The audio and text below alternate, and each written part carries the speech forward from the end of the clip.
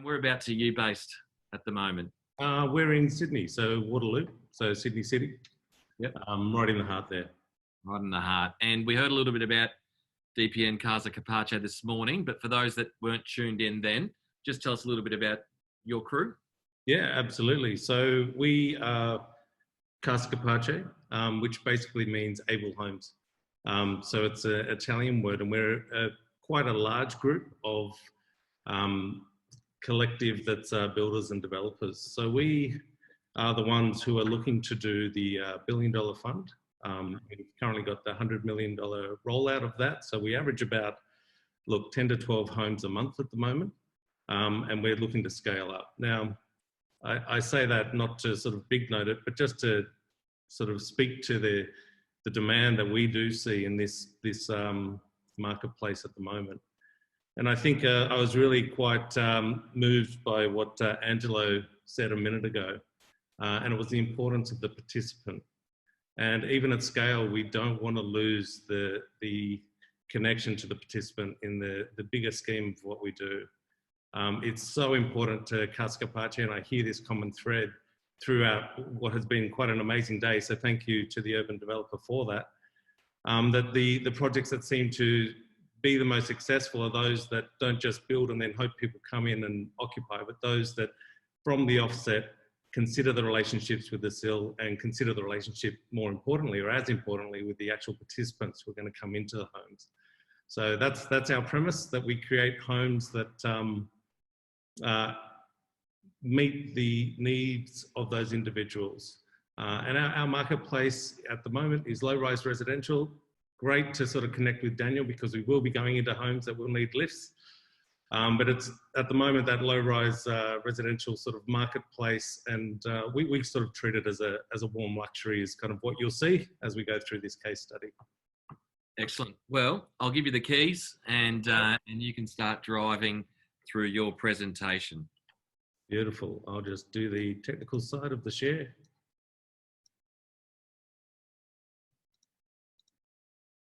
All right. So yeah, as mentioned, we're Casa Capace. DPN is a direct property network. So DPN has been around for around 20 years, and we've delivered investment property homes to the marketplace in the range of a couple of hundred a year on average. So we're really familiar with what it takes to roll out residential. What was new to us was this space of NDIS or SDA housing. So as I mentioned, Casa and Capace, house or home, and the capacity to be able. So we're really speaking to homes to enable. And that's really our methodology. We're focusing on the SDA space. What I will do, Adam, is try to be a little less architecty and a little more developer-y, and give you some of the challenges that we've faced in this space. So our pilot home is in Oran Park. This is really version 1.0. We're probably now up to 10.0. And I think you'll find that anyone who's in this space, there's lessons learned. Every single time you do a new build, something else comes to the light. So this home and our rollout of homes are mid-century modern inspired. That's where I, as an architect, sort of get my fulfillment and get to bring that aesthetic to it that I love so much. When you look at this picture, this is the actual home. It can often be oversimplified how difficult it is to actually find a site that can accommodate these homes. When you're thinking about level sites, footpaths on the house side of the street, often these new developments actually put footpaths on one side of the street and not the other, or lights on one side and not the other, or there's drains in the crossover to the driveway. So there's so many challenges just with finding the site itself, which is where Daniel comes into play with his lifts, because what we are finding is that there's a limit to sites that actually are level enough that you don't need a whole sequence of ramps to get up to the ground floor. So site acquisition is a challenge, particularly because of the way the code drives you towards accessibility, which is totally the way it should be and fair and reasonable. But let me just speak to our homes. So our homes really want to present that aesthetic of that calm luxury. And what we've got is we've got a home that is inspired by the mid-century. So we've got a lot of large raking ceilings, inside-outside connection. But what you don't see is the technology that we sort of think is fundamental to these homes. So for instance, this home and all our homes are able to have automation through voice activation or gesture control, depending on the participant's needs, for everything from entering the front door to turning on lights, to changing the temperature within the house, or raising or lowering the benches. So there's a lot of technology that we put in the homes.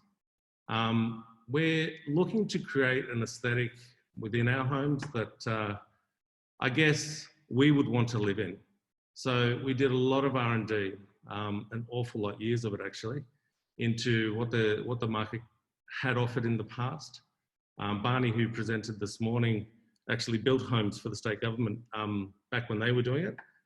And we really, what struck a chord with us was the desire to produce homes for these participants that we would want to live in as well. So there's an equality in the market. So we saw that as needing quite a level of focus on materiality and surfaces and the look and the feel. What we did find was that there was a bit of a sweet spot with the SDA classifications where high physical support and fully accessible seem to be able to be coupled, and improved livability and robust could be coupled. And if you try to build a home that meets all four classifications, you're going to have a challenge. And look, this home does meet all four classifications, but what we've realized as we now go into our rollout is we separate those into those two groupings. Because when you meet robust and improved livability, you can offer slightly smaller spaces, but they're very, very closely aligned. And you'll see that if you look at the SDA guide as well. High physical support and fully accessible, again, very closely aligned. So to speak to our methodology, what we work under is, and a lot of speakers have spoken about the different codes and the NCC and all the different challenges you have bringing them all together with Australian standards, SDA, NCC. We do our developments where possible under CDC, compliant development pathway. The reason for that is because we also lean into the group home set, which is up to 10 bedrooms per site. And there's a lot of things you've got to navigate through when you do that, a lot of challenges. The reason why we go CDC is because, as anyone who's a developer on the line will know, as soon as you bring council or neighbours or other entities into the equation, you can hit a lot of challenges and a lot of hurdles with opinions, really, more than anything. So CDC is definitely a preferred pathway. But again, back to my first comment, site selection is key for that, because there's a lot of things that can rule CDC out of the equation. So look, we're not strictly down the CDC pathway, but it is our preference. So what you see here is within a CDC pathway and leveraging into the group home set, we end up with 2 dwellings on one site. So in this instance, a 4 and a 2. Generally, as we move forward now, we're doing more that topology that I think one of your earlier presenters talked to, which is a 2-1-1 or a 3-2 or that kind of thing. We're not really doing the 4s anymore. In fact, in this instance, the 4th bedroom is probably going to be a media room anyway. So we've got a slightly different topology as we're moving forward, but again, lessons learned. Some of the key things that you will see here that meet the robust qualification, and we've had some good feedback from the SILs, is the way that the offices in each home actually have external egress. Sounds like a simple thing, but in fact, it's one of those things that as we've engaged with our SILs and the participants and one of the key people we've engaged with in that sphere are the occupational therapists, we've realized that the code, as it shouldn't have to, doesn't cover everything. So your engagement with your SILs and your participants give you such a holistic approach to how you can deliver a product that will enable the participants to live the life they want for the very, very long term. So this is our space. Few exciting things that we see here is we're trying to bring technology to the space but not make it obvious. So those 2 benches on the left and the right are both height adjustable. That can be done with voice, that can be done with a gesture. So if a participant only has use of a flexing in their leg or tilt of their head or something else, a switch can be programmed on their chair, for instance, to enable those items to go to preset heights. Everything has been designed and curated to give an aesthetic, but actually to offer the functionality that our participants need as well. So we're fortunate in that because we've got such a scale to our rollout, we can do things like custom design all the handles and mass produce them and bring them to our product. And they're all accessible handles. Interestingly, when I look at these pictures, one of the key things that we have or challenged with was the availability of things like ovens that meet the SDA requirements. So telescopic drawers and side opening, there's a very limited supply of product in the marketplace that actually we as developers can integrate into our homes that's aesthetically pleasing as well. The good thing is we've had a few people like Fisher and Paykel have had a great response to that, and they're actually in R&D trying to develop products for this space. So it's not only the developers and the builders and those of us in this space that are seeing opportunity here, but we're seeing that some of the manufacturers of product to the space are seeing incredible opportunity as well. These are our bathrooms. We went to the extent of custom designing the sinks. Again, tiles and things like that are all antibacterial, so we're making sure that that level of quality of products in there. We've done things, we've gone as far as to color code and make sure that our door handles and our grab rails are all manufactured to the same aesthetic. And again, it's part of our methodology to sort of pull away from what would typically be an accessible space and think of it more as something that you would see in a hotel room or something like that. So really conscious of the aesthetic and the way that these people or these participants will make this their home.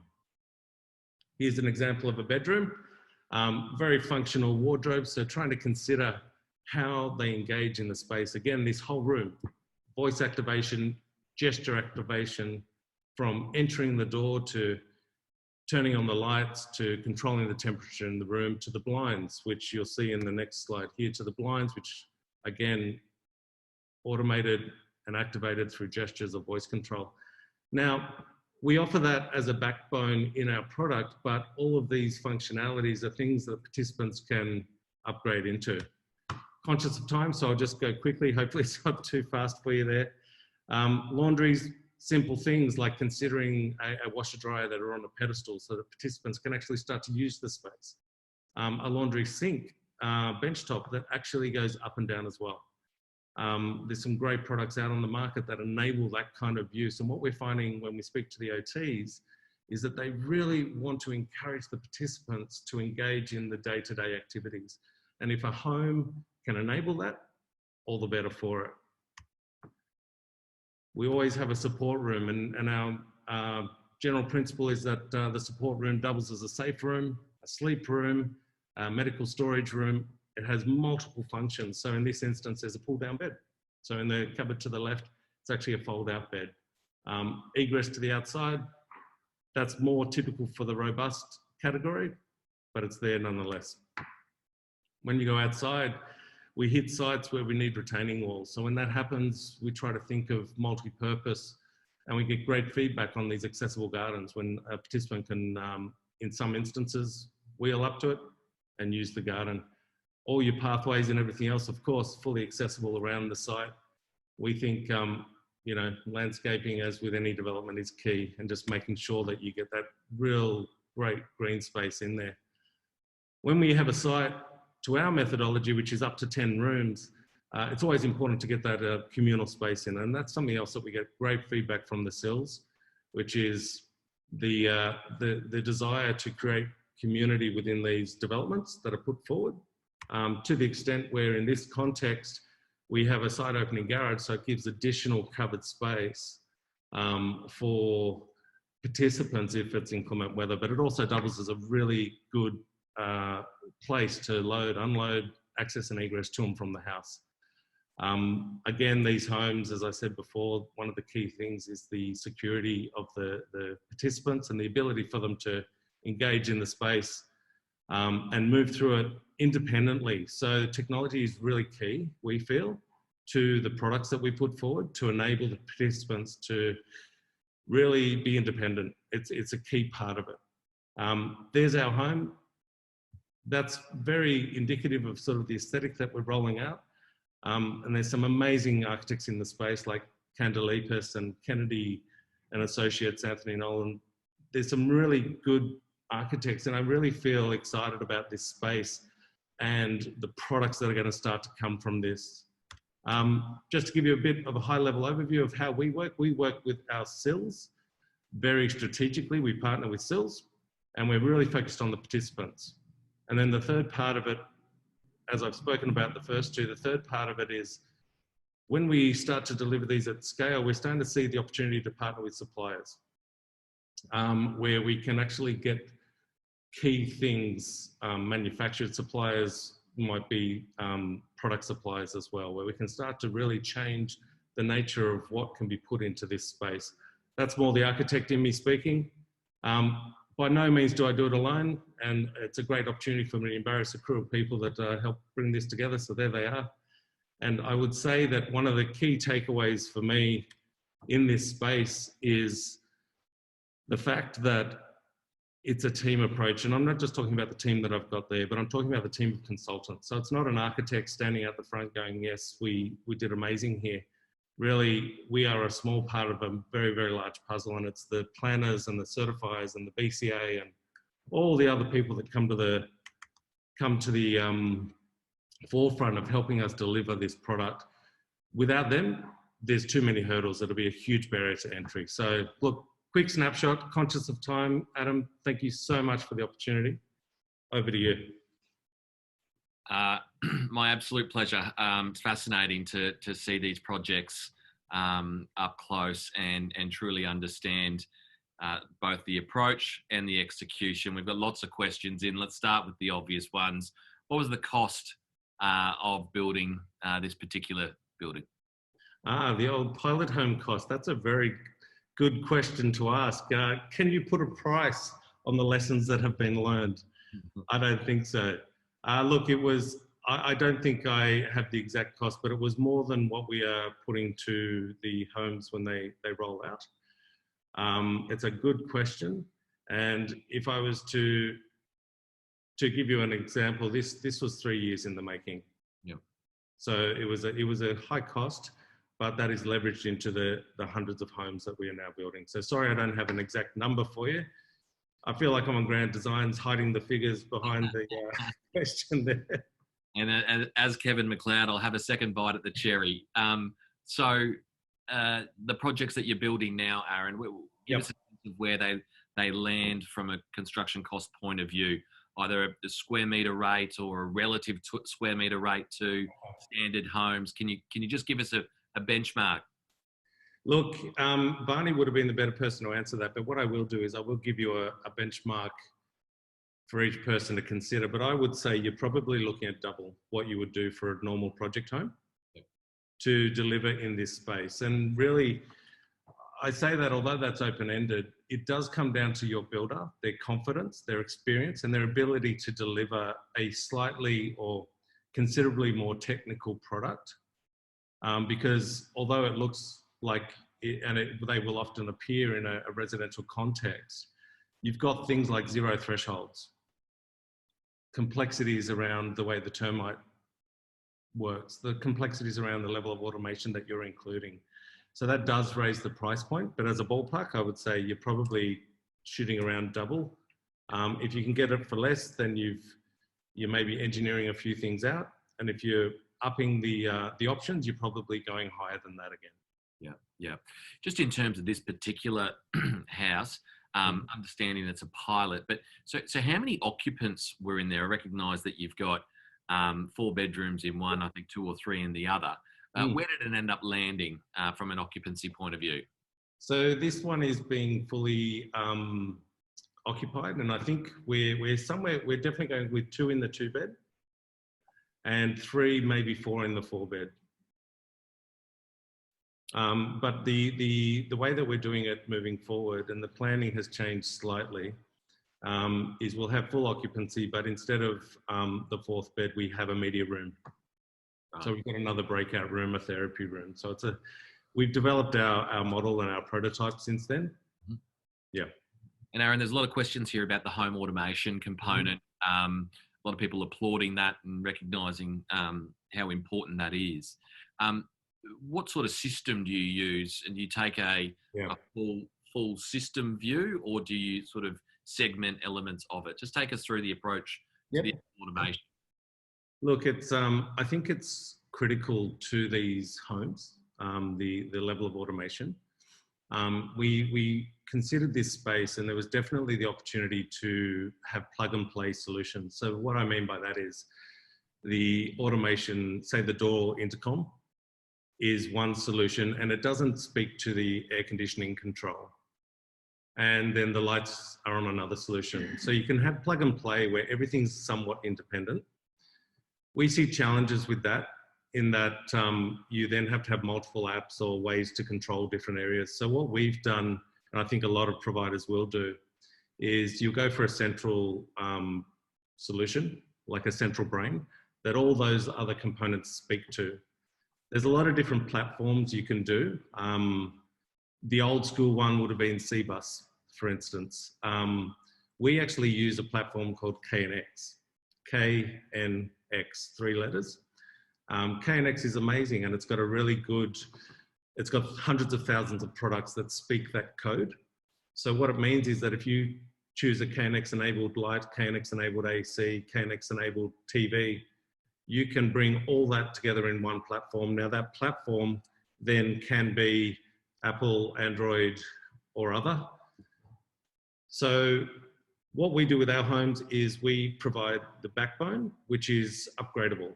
So this pilot obviously gave bells and whistles. So we were actually walking through, and we used Apple in this instance to say, hey Siri, open the bedroom door, and the bedroom door opened, or set a scene and a scene set, or turn on the music, or change the temperature. It all happened. In our rollout, we have the backbone, which is the brain, the KNX, and participants can plug in elements to that, to their level of need. I've got time for one more question. There are a lot of questions here about the CDC, I think it was, which I might just direct your inquiries directly to Aaron in relation to that. Final question: do the houses come fully furnished, or is it a sort of a how does that work? Great question. So we are actually, part of our methodology moving forward is to provide an option to our SILs to furnish to the level they want. So basically, we love that lounge, great, we can get you that lounge. Or I've got my own lounge, okay, you don't need it. So we are certainly providing a pathway so that if people like the aesthetic holistically, we can simplify it for them down to the cutlery, down to the lounge, to whatever they want to have included in the home. Or we can just say, no, they want to bring all their own items, that's totally fine as well. So we've got that level of ability to pivot depending on the individual needs and what each home wants. Well, Aaron, unfortunately we are out of time. In fact, we're a little bit over time, but we'll provide a bit of relaxation given it's the final session. I'll get you to jump out of your screen just while I wrap things up. Thank you so much for your presentation. Daniel, thank you for your presentation as well. And Angelo, who had to run, thank you again for yours. Look, that's it for this afternoon. It's been a really, really interesting day. I've learned an enormous amount. I think we've heard from an incredible panel of people from all across the industry. I'm really encouraged by the fact that this is our industry here in Australia. This is a policy developed in Australia, and it's considered to be a truly globally leading policy. And I think in time, the industry will certainly step up, particularly with the benchmarks that are there. On behalf of all of our team at the Urban Developer, I just want to say a deep, deep thank you to all of you for tuning in. The response to all of our vSummits has been incredible. We value your feedback, like anyone involved in this space, whether it be DPN Casa Capace, improving every single time. Us too, we're doing that with our vSummits. And so your feedback helps us to continue to improve, whether it be the program, the technology, the way I've moderated things, whatever it is, I'm open to all of that feedback. So that we can continue to improve what it is that we do. If you want to explore particular topics, we'd love to hear what they are. So you'll be getting a survey in addition to all of the session recordings for you to go back and watch. But on behalf of all of my team at the Urban Developer and all of our partners, we'd like to say a big thank you for you tuning in, and we hope to see you at the next session. Thank you and good evening. Cheers.